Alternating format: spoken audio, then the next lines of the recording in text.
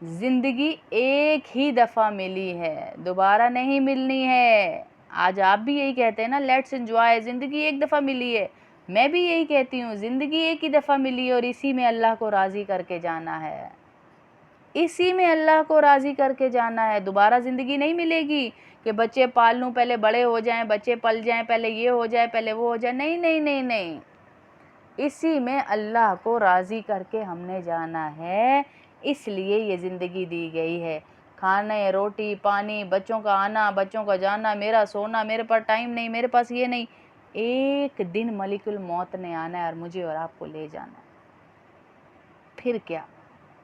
वहाँ जाकर क्या जवाब देंगे कि या अल्लाह मेरे पास तो टाइम ही नहीं बचा, तूने तो मुझे टाइम ही नहीं दिया, हैं? ये जवाब देंगे हम अल्लाह को कि या अल्लाह तूने तो मुझे टाइम ही नहीं दिया। क्या कहेंगे हम अल्लाह को? तो अल्लाह की मान के चलें मेरी बहनों, अल्लाह हमारी